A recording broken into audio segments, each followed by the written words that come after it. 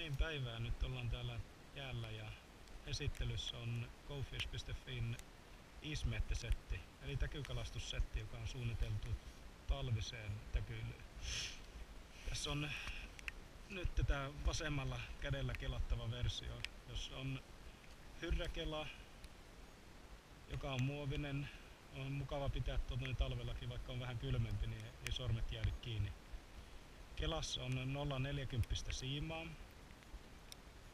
ja vapaana on Stockstaalin TNT Pilker, soveltuu erinomaisesti hauen täkykalastukseen.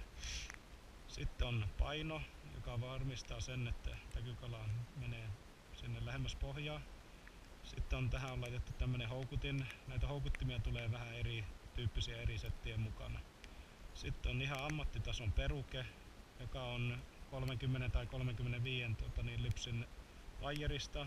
Pituutta on 50 senttiä, että varmasti riittää, jos tulee isompikin hauki, ettei siima mene hauen suuhun. Tää on varustettu fiksulla pikakiinnikkeellä. Kun tämän muovin vetää pois, niin siellä on pikakiinnike, että on helppo vaihtaa koukkua, jos haluaa. Ja siinä vaiheessa, kun aloitetaan kalastus, niin on helppo laittaa luotauspaino tilalle tohon noin. Saa äkkiä se oikein syvyyden. Sitten vaan tuo kumi tuohon päälle, niin eikö kalastamaan vaan. Ja sitten kun aletaan virittää tätä näin, niin katsotaanpa, jos me saadaan tuo tonne veteen, niin pistetään tuohon vähän syvyyttä, niin saadaan nuo kuminauhat. Mä oon laittanut jo valmiiksi tuohon tiettyjä syvyyksiä.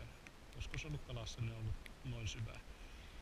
Sitten annetaan olla vapaalla puolella. Ja sitten pistetään tää vippoteline kiinni tuohon vavan kärkeen. Katsotaan, että tuo siima ei jää sinne väliin.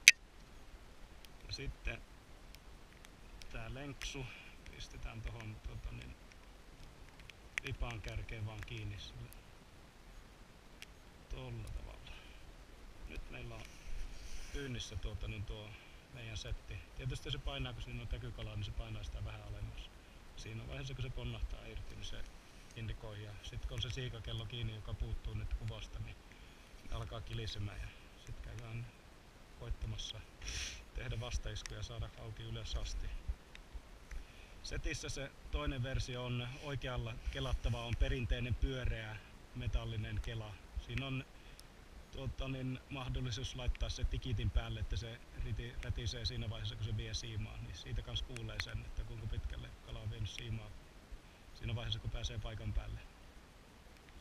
Ei mitään muuta kuin kireitä siimoja.